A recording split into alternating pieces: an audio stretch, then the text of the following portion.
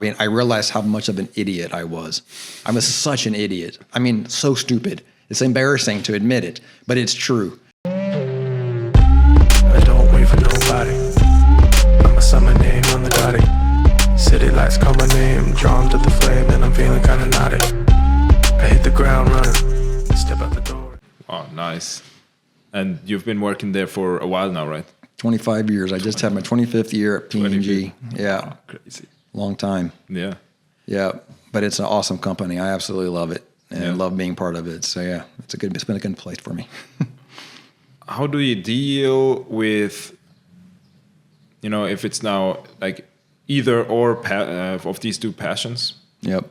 How do you deal with discouragement, imposter syndrome, and in general, like what kind of struggles did you notice in yourself that you were like, oh shit, this is like that really needs a lot to like pull yourself up again? Is it the support maybe of your wife, or what else helps you when you are really like facing a wall, I'd say that I've been through, I'm not going to say I've had a rough life. I've had a very blessed life. So I wouldn't say to anybody out there that, my life's been rough. On the contrary, I've been very blessed and very lucky to have the life I have. But I think it's important to appreciate that and acknowledge and recognize it. A lot of people take things for granted and they don't realize how many people are struggling out there to get clean water. I don't have to worry about clean water. I'm super lucky. And I think perspective on life and reminding yourself at every point that it could always be worse. It could always be worse. Even when and I lost my dad to brain cancer. So even then it could be worse. I could have lost my mom too, and my brother. It could have been a disaster. It could have been all kinds of things. So to me, it's super important to keep a healthy perspective and respect and be grateful for what you have, and constantly keep reminding yourself of that. So when something unfortunate happens, you have to remember, it's unfortunate relative to the amazing, like, especially freaking living in Switzerland. It's an amazing country. It's beautiful. I get to do acting. I get to, I have to have my job here in Switzerland. I'm traveling. I've got an amazing wife. I've got amazing friends. Life is freaking good. And I feel like sometimes it's all gonna crash and burn, and it's gonna be something that I will just be grateful that I had when I had it. And I, at any point, expect that it could all go away like that, and it can always happen to anybody. So I just really try to enjoy it while I can and appreciate it, And then to me, I think that's why when something bad does happen, you can frame it and keep it in the perspective of like, yeah, that sucks. And it can be really stressful. Like when we were moving to Switzerland and that whole process I was explaining, it was very stressful. So it's not like you're completely immune to it. It can still affect you, but you have hope. I always have this image in my head.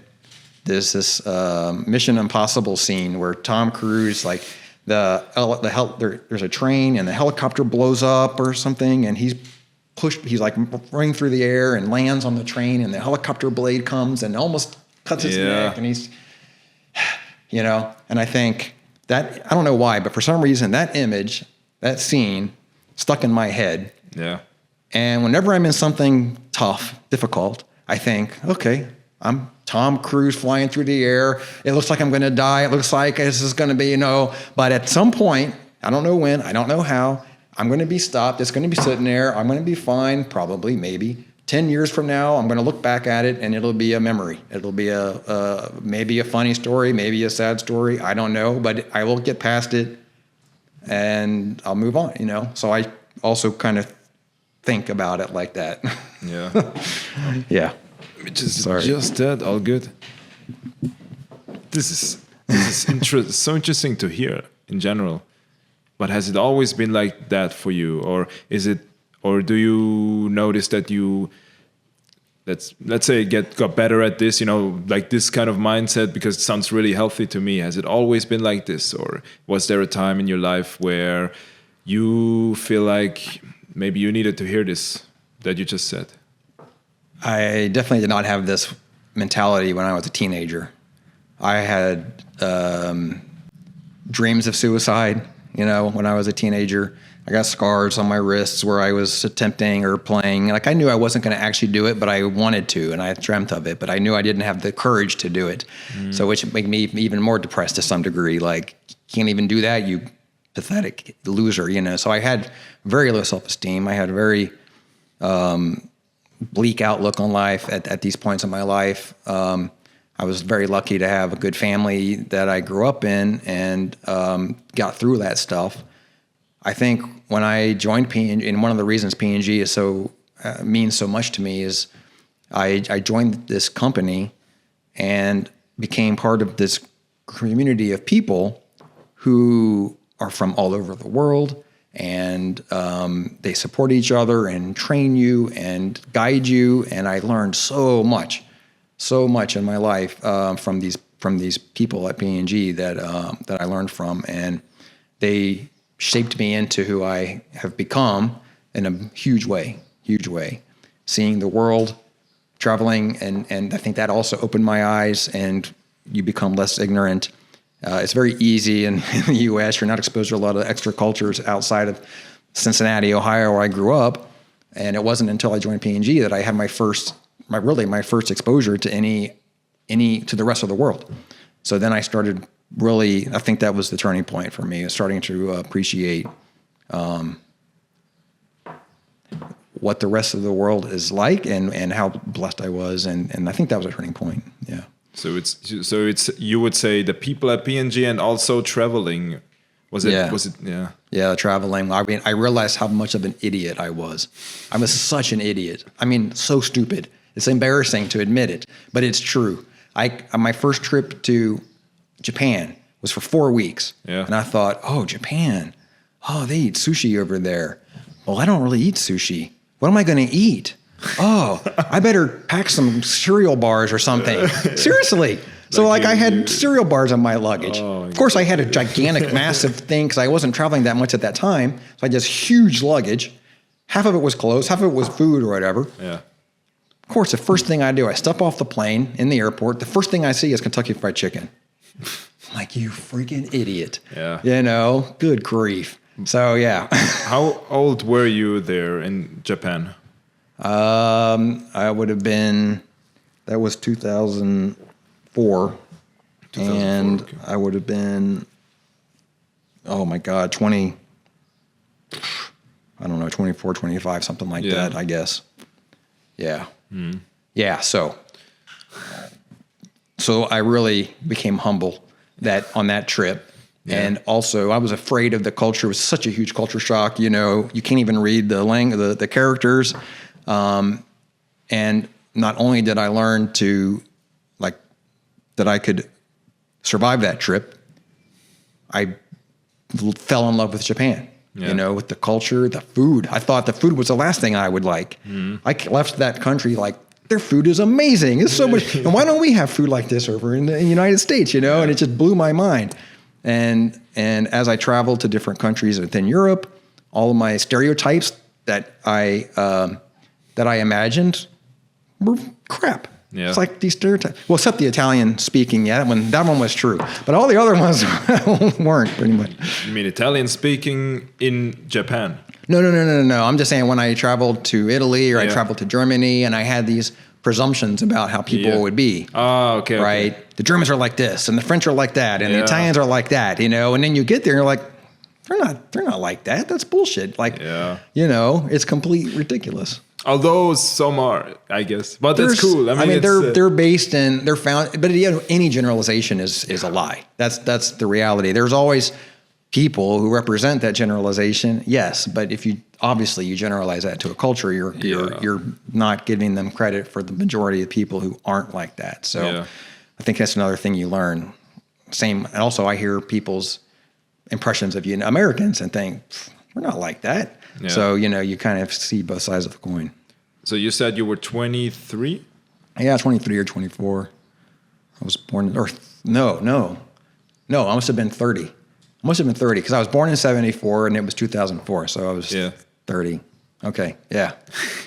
And wow, that's crazy. Like what would you say to Mike who's 30 from like what would you tell him next to next to the thing that you mentioned, like that you weren't that like that you had like certain, how do you say, certain view or how it could be there. Next to that, what advice would you give him, like, to in general for life, you know?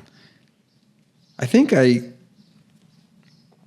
was already pretty open-minded to accept that I didn't know what I was doing or saying or seeing, you know, that my opinions were wrong. So I was already open to that. I didn't really need to, I don't know if I would have changed anything per se. I didn't struggle with that. I accepted that I was an idiot and embraced it and decided to try to, you know, be less of an idiot. Yeah. So it's not that difficult. But, you know, listening is extremely important. And one of the earliest classes that P&G made me take was a listening skills class, which was hugely transformative to my life. Because I, first of all, thought, I don't need listening skills. I'm a great listener. But after, it was only a 4-hour class. Yeah. And in that 4 hours, I realized, oh my God, I'm a horrible listener. I was terrible. Like, were you not able to concentrate throughout, like when someone is talking, or how does this class look like? There were many exercises and showing you what a good listener is and what a bad listener is, and interrupting people is bad listening, you know, anticipating, like assuming what they're going to say and saying it to them instead, you know, thinking that you're anticipating there's like, that's not good listening. Or multitasking while somebody's listening to you isn't good listening. And, things like all these things that I was doing, you know, and I thought, oh my God, I'm a horrible listener. Yeah. And of course I go back to my family. I'm like, oh my God, guys, I've learned we're bad listeners. And they're like, no, we're not. We're great listeners. I'm like, no, we're not. Listen to me. And they're like, no, you don't know what you're talking about. Yeah. So, yeah. Yeah. So. Oh my God. I mean, I can only imagine it's a big step to go from, no, I think I'm this type of thing, and then actually realizing, no, I'm actually not, but I'm going to work on it, right? Yeah. And from that day forward, I strove to be a great listener. Yeah. You know, I really wanted to be a good listener. And I also think some surprising things happen when you start listening better. Yeah. And if you honestly think before you speak, because a lot of people don't think before they speak, they just react. And sometimes you react without realizing how you truly feel about something. And you also don't always take into account the person who you're talking to, what their background is, what they're dealing with. So I always generally give people the benefit of the doubt. If they treat me like shit, then I assume they're dealing with shit in their life and they're struggling and they're taking it out, they're venting it, and I'm not going to take it personally. I'm going to try to give them space and support to get through whatever they're dealing with. Because I know when I'm dealing with shit, I'm not in a very great mood, you know, and sometimes it seeps out, and I try to prevent that. Yeah. I think everybody does, but sometimes it comes out, and the last thing you need is somebody giving you shit back. So it's best to, you know, receive it, accept it, understand something must be going on with this person, let them, you know, deal with it, and just support them, and don't be so reactive all the time. Yeah. Things like this. It's crazy because I think it takes a lot for a person to actually, or let's say maybe, listening skills, for example, but like, even would you also say you have to be like, in peace with yourself to actually, when someone gives you shit, like to not get it back, to not get mad, because I think that's like really self-control, right? It's a lot of self-control, and this is what when I was talking about this maturity, like emotional maturity. I didn't have it before P&G when I was a kid, and when you at that like I think that listening skills class helped me start to develop emotional maturity, because you're listening and you're really, instead of, you're not talking, you're thinking about what they're saying, and I want to react and say, well, screw you, you know? Yeah. But you master your own emotions. You tell yourself, hey, calm down. It's probably this, maybe it's that, maybe it's this, maybe it's that. And now what happens is sometimes I might overstep. Sometimes I give people the benefit of the doubt when they're just being a dick, and I should tell them, you know. Yeah. And sometimes I might overshoot, and I could get criticism for that. But yeah.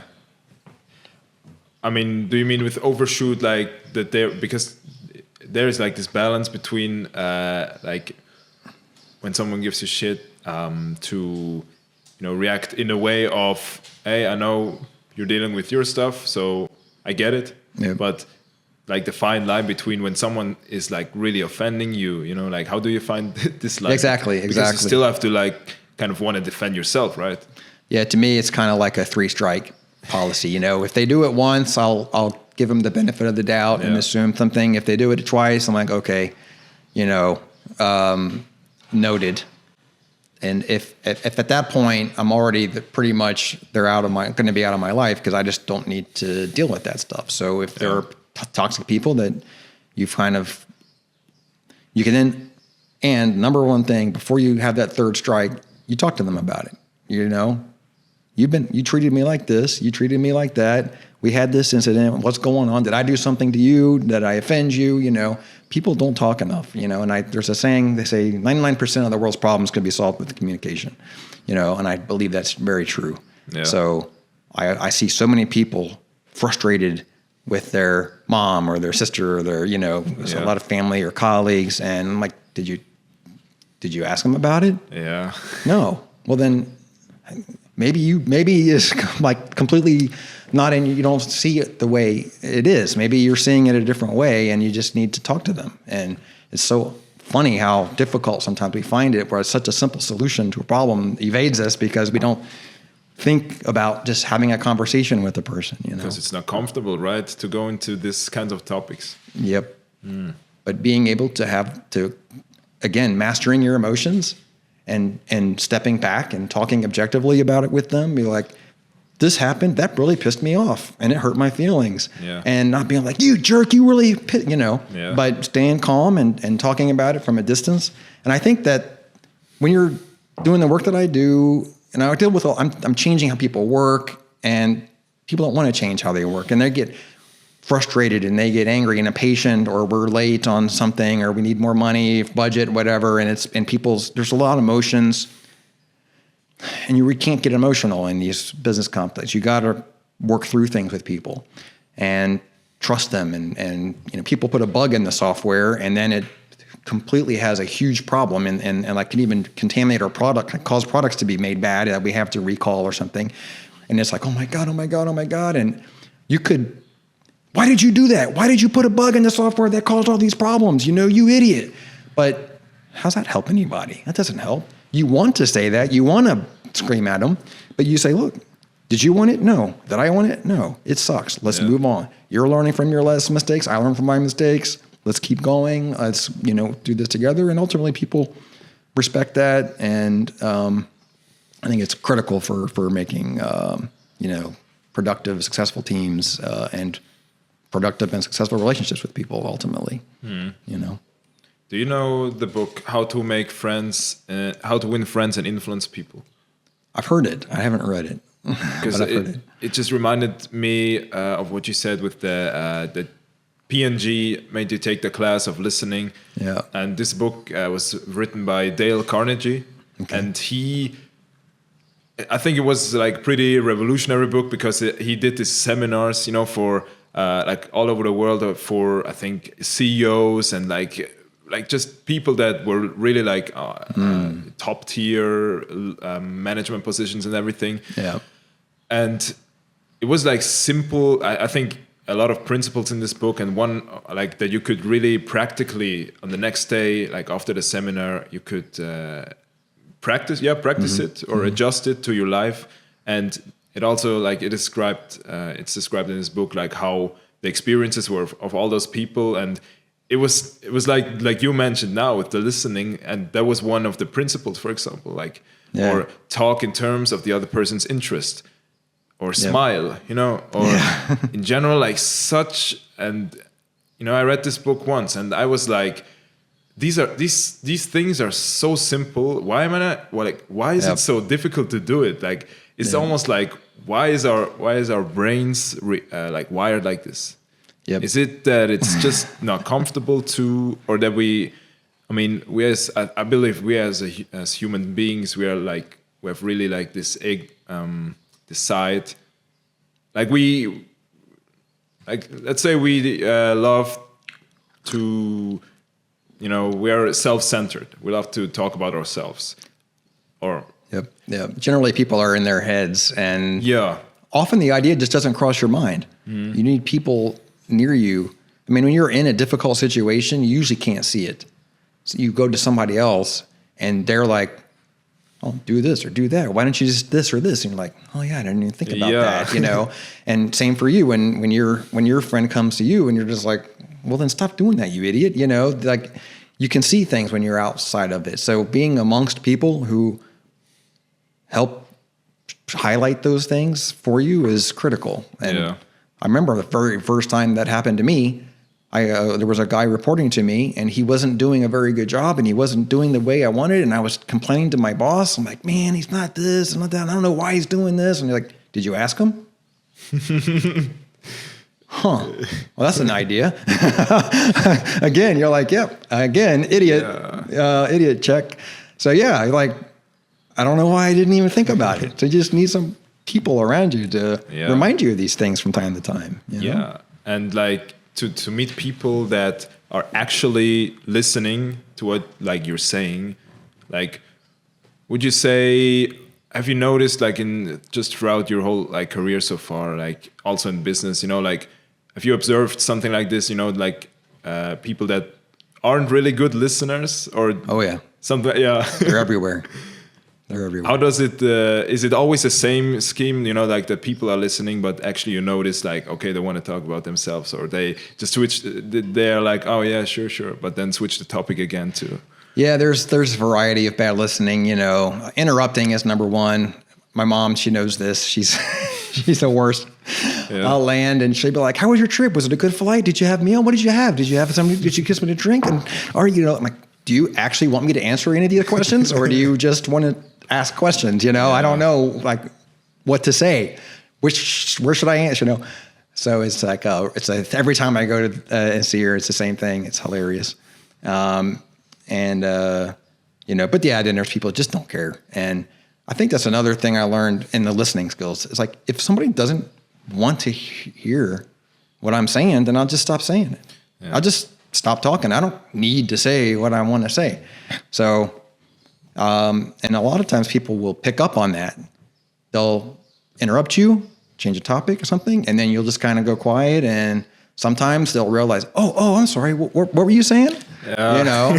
And you're just like, "Hey, it's okay. If you didn't want to hear it, you don't need to, be nice to me. I don't have to say it. You talk something else, Yeah, I've also noticed like that, and it doesn't even matter if it's like people that like strangers that we just met, or also maybe even friends or family. Like there are just some times where I think, okay, I talk to this person, but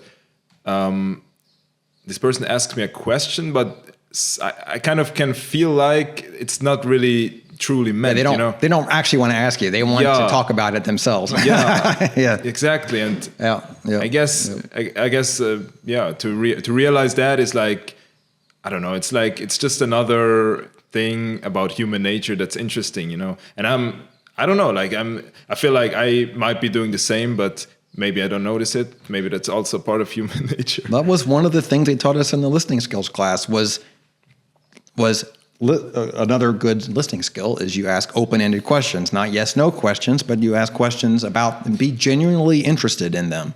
And if they ask you a question, an open-ended question, like whatever, you can pretty quickly turn it back and ask them the same question, and they'll keep going. And it's a skill you can learn to get people to talk about themselves, and people love talking about themselves. Yeah. So if you want to be liked, just help people talk about themselves, and they'll like you. Pretty much. Seriously, it's like a secret recipe, Yeah. That's it. It's not hard. People will like you if you give them the opportunity to speak this and be genuinely interested in them. You know? That's a good point too, because it should be natural still, like there are like maybe moments where you feel like, okay, this will give me advantage in this situation, but it's of course the best if it's genuine. Yeah. If you can find something, and I think there are people where I think, okay, it's quite difficult because I'm not sure where it's like really genuine or sincere, but I guess it's also like something that you can practice, Yeah, you can. In general, when you ask an open-ended question and they tell you something about themselves, you find the thing in there that you find interesting. Yeah. Right. So like, and it can be like, oh yeah, we went to Egypt and we went scuba diving. You're like, oh. And if you like scuba, you want to talk about scuba diving, you want to talk about Egypt or traveling in general. Yeah. Oh, you like to travel? I like to travel, and then you tell me more about what traveling did you do, and you can really guide it into an area that you genuinely have interest in. So, yeah. But it's a skill. It's a skill. It's an interesting skill to have. Yeah, and one that like, it's so simple to read like one chapter or one of these principles, and it will your whole life to like, let's say, 1%, and it's only one principle. Yep. Yeah, what I wanted to ask you is, because we briefly talked about other actors, is there a favorite actor that you have, or someone that really inspired you or inspires you, or the roles that you like? I mean, there's a couple actors that I love, like Christian Bale, Gary Oldman, like Leonardo DiCaprio, yeah, I mean, I realized at some point that I preferred films, better acting than story. Like I can accommodate certain bad storytelling. If the acting is good, I can enjoy it. But if the storytelling is good and the acting is bad, it's painful to watch. But yeah, I kind of realized how amazing some of these guys are. It's really, really impressive. Yeah. So yeah. And do you have certain roles that you gravitate towards, like when you read the screenplay, like, oh yeah, I love this genre, for example, or this kind of character? I like characters and stories that are more, I don't know how to say it, like more human, I guess. So what I mean by that is I like to use Lord of the Rings and Game of Thrones as two examples, right? Yeah. Lord of the Rings, very simple. It's good versus evil. These are the good guys. Those are the bad guys. It's a hero's tale, hero's journey, and it's very simple, straightforward. Yeah. It's a beloved story. It's a beautiful, it's an amazing world, right? People love it. But it's, from that storytelling, super simple. Good, bad, done. Game of Thrones is the opposite. You start out, you think you know those are the good guys, those are the bad guys. By the time the first book's done, you're like, the good guys are assholes. I don't like them at all. And the guys that I thought were bad, maybe they're not so bad. And it's this idea of being in the gray zone where it's more like you have these unexpected twists and turns, and characters you hate, you end up loving, or the other way around. So I like these. I want to have these characters where they're more challenging to portray they have quirks, or they're broken somehow, or flawed, or just human. So you see the different sides of them, and maybe change your mind about them over the course of even a 15-minute film. Yeah, I think it's crazy, and how many of the characters in Game of Thrones are like this. Yeah. Like there are some, for example, like Theon and Jaime, where I'm like, these are some of the best developments in this whole series of a character, Yeah, you forget Jaime was the most despicable person at the beginning of the first book, and by the end you're like, Jaime, you love him, it's crazy. Yeah. It's crazy. So I love those kinds of storytelling and character development. Yeah. And I love that this kind of development can also be seen in like oneself, in you and me. Yeah. And maybe we're also like, I don't know, like for example, what we talked, what I asked you before about yourself at 30, what advice you would give, and like how you mentioned you were an idiot then, for example, but at the same time, to kind of look back and be like, yeah, but like this other me didn't know it any better. Like also with the characters in Game of Thrones, Yeah. It's kind of interesting. It is very interesting. No, that's why I love those stories and those characters. Yeah. So I like finding parts that are challenging to do and involved. I mean, probably above what I can actually do, but I enjoy trying and seeing how close I can get to fulfilling it the way I would imagine it. So I prefer those kinds of parts. And sometimes if it's not built into the script. I think trying to bring something to it to make it like that. Like you can read the same lines, you think about the same lines that Liam Neeson might read, or Steve Buscemi might do the same thing, and it's completely different the way it's delivered, you know? Yeah. So yeah, I think trying to find different ways to play the same part is also fun. Yeah. And you have worked, is it right that you have worked with four different directors on these 4 different short films? Yep. What have you noticed about yourself working with these directors? Like, have you noticed any, that you were particularly glad about, like this style? How a director, like, how do you like to work with directors, or like, how do you want them to work with you? I like having they say constraints breed creativity. So if you're free to do anything, it's actually counterintuitive. That because if you're constrained, then you get creative, because now you need to kind of solve a problem in a creative way. So I like knowing what the director's vision is for the role, for the part. I start with that. I mean, I think you should start with their vision and their story of how they see the character, and then from there, be open to discuss and collaborate on developing the character. Maybe there's other ways to do it, but also, I don't know. I think the director should be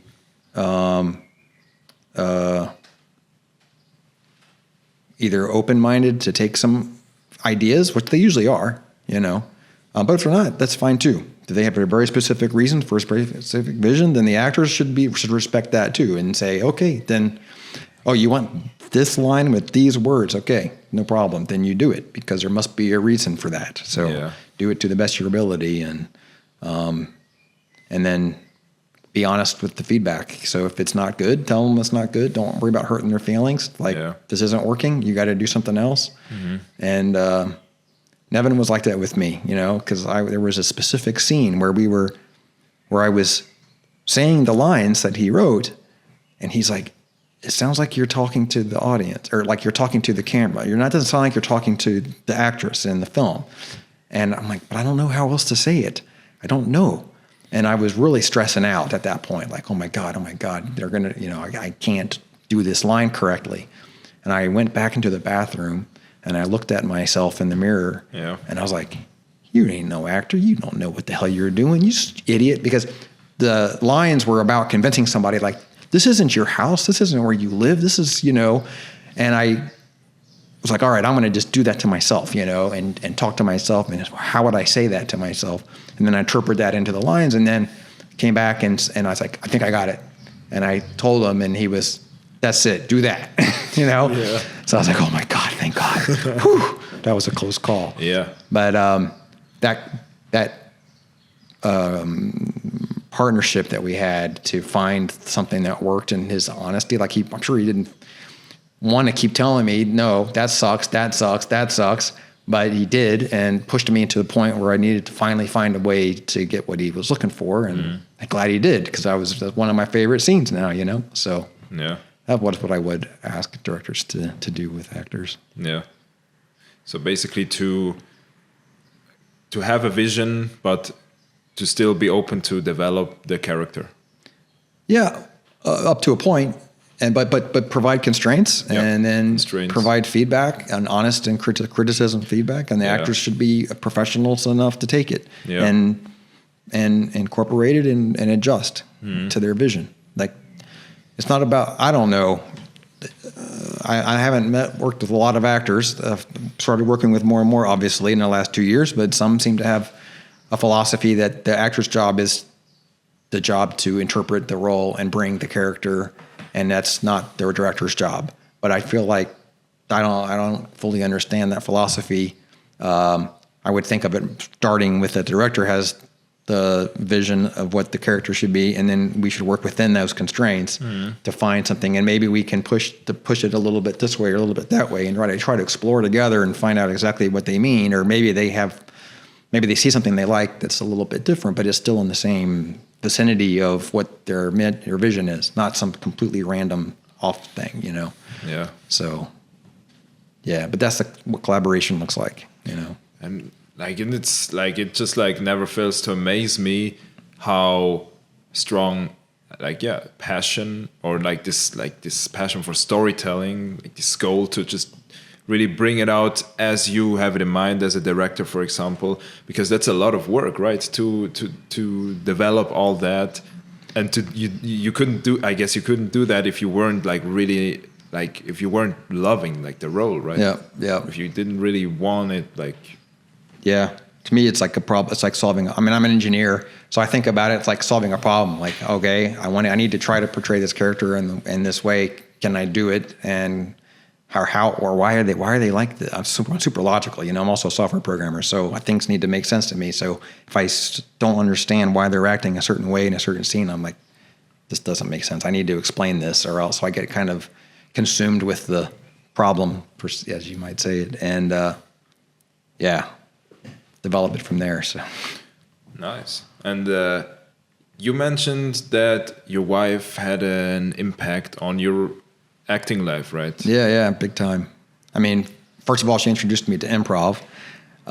Second of all, when the time came to decide if I was going to do this, she supported me and encouraged me and believed in me, you know, and celebrated with me as we went through. So without that support, I probably would not have done it, or I wouldn't have believed that I could do it. I've been telling myself, you can't do this. Don't stop playing fun, you know. Go back to, you're an engineer, for Christ's sake.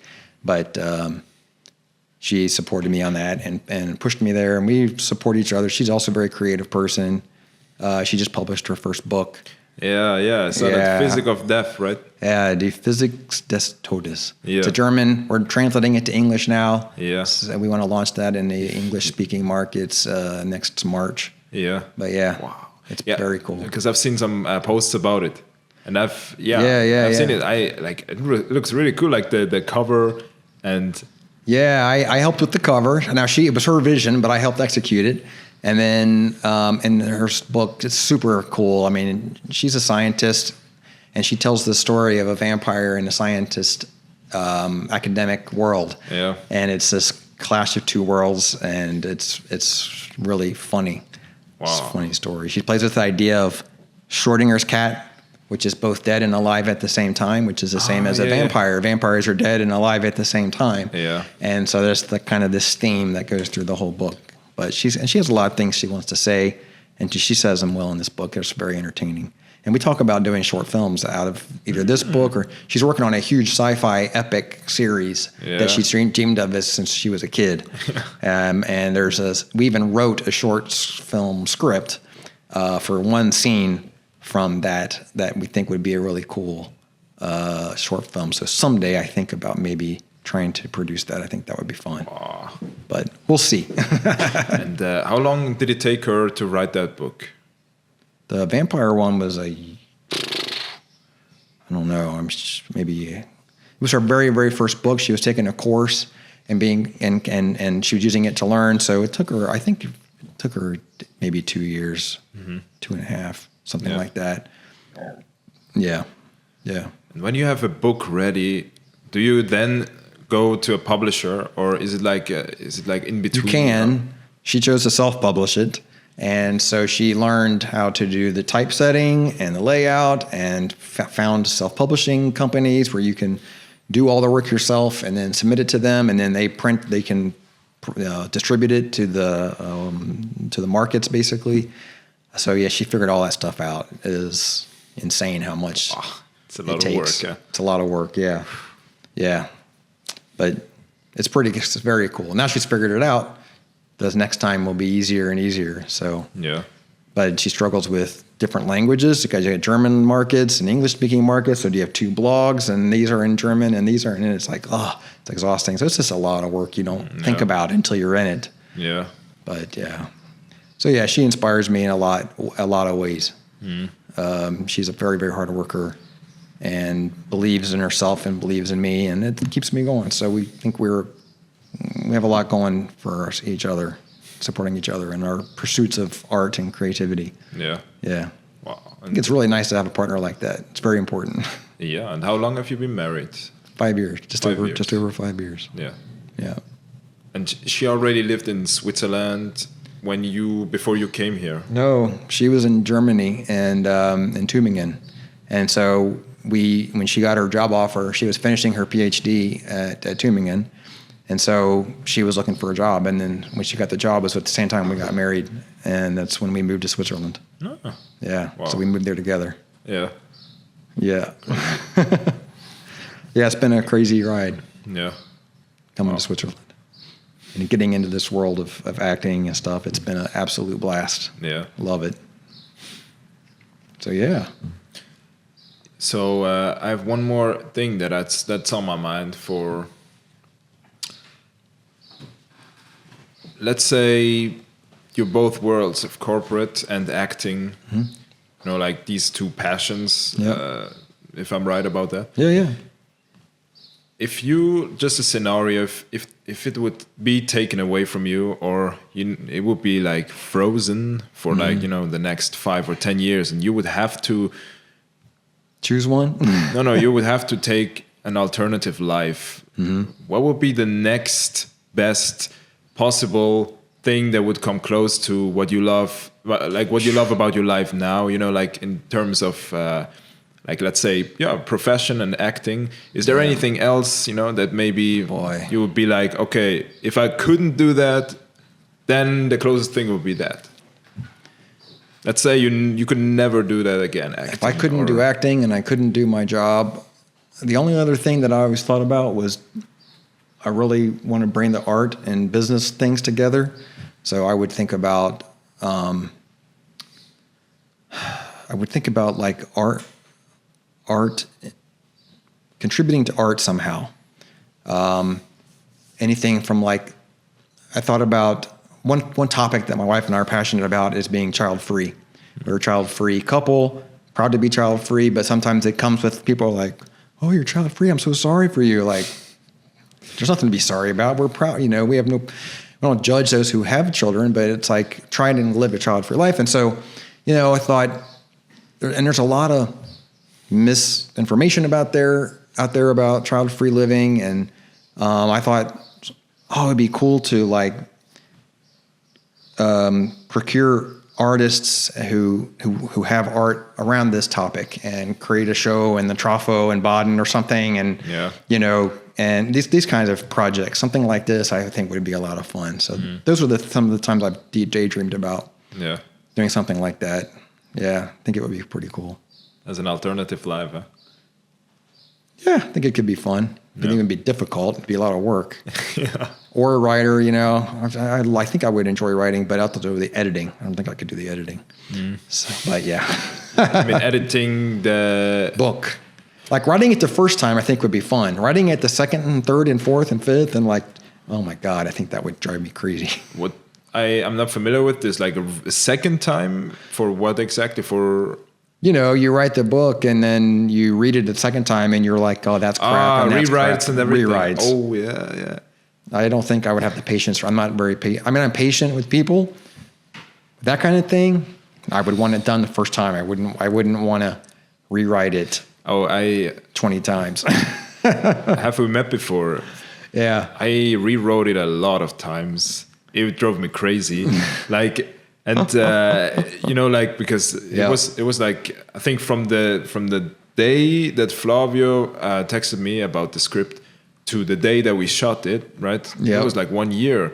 And I mean, there were like phases where I guess I didn't write like a lot or something, but these rewrites, it's so crazy how like its storytelling goes. It's like the universe. It's got no ends. It's got like, it goes everywhere. Yeah. And storytelling, it's just like story itself and the world building, and then the characters, like, you know how it is, like it's a lot. Yeah, and to get the best possible like thing out of it, right? Yeah.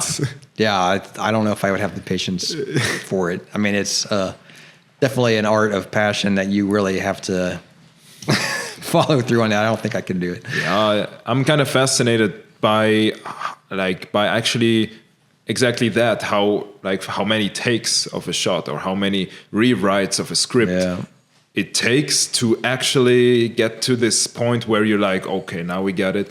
how many you actually need. Like that it's actually not easy to have it the first time that you that you kind of have to work for it, you know. That's the thing about art. You know, art is subjective, and it's the artist looks at a painting and says it's done.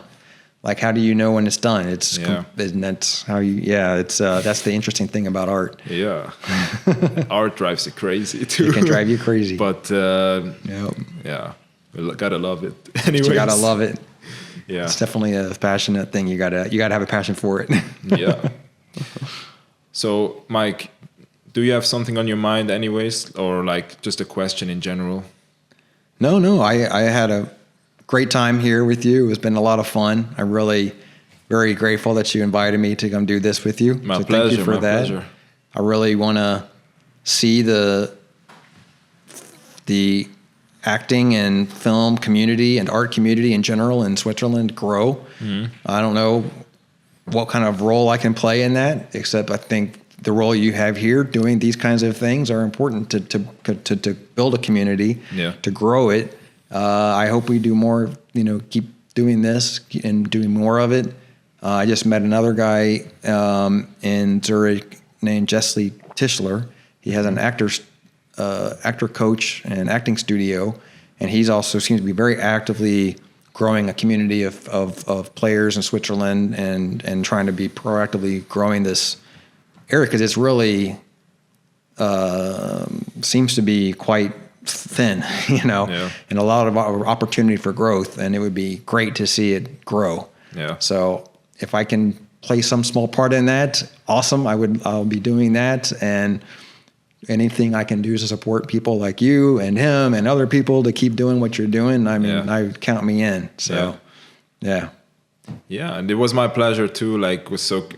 Because I already I think I thought about you for the podcast, because it's in general with some people I just have this thing where I'm like, oh yeah, of course I want to ask him for this, and maybe some people not in my mind exactly, but and that because I knew you have a lot to share. It's so just in general interesting. And we have, and I thought that from the first time we've met, 1.5 years ago. So really, that was a crazy shoot. It was a lot of fun. Yeah, that was a crazy shoot. I almost froze to death. yeah. Oh my God! And I had this big jacket, right? And even me, I was laying on that concrete floor. Yeah. Oh my God, it was horrible. But anyway, but there was this heater at least, right? Yeah. But you've seen the movie, right? Yeah. I've seen it too with my family, but it's not out yet officially. Have we met before? Yeah. But for the ones who are listening and view and watching, check out on YouTube, on the Omeletto YouTube account, A Nuclear Family, starring Mike. Ogden, and Elena Fleury, directed by Nevin George. It's amazing. You should check it out. And also the book of your wife, Die Physik des Todes, The Physics of Death. Yep. And also you starred in 2 other short films, right? Yeah, there was Indifferent. There was Have We Met Before? There was another one called The Invisible Woman. Which a Mexican actress who's living in Switzerland now had a story to tell, and she wrote the script, and we shot that at a bar in Zurich, which turned out to be super cool. So that should be a pretty nice film. Yeah. Yeah. Wow. So there's a couple. So The Invisible Woman? Yeah, The Invisible Woman. A Nuclear Family, Indifferent. Have We Met Before is yet to come out. Yeah. Stay tuned, I guess. Yes. Thank you, Mike. Thank you so much.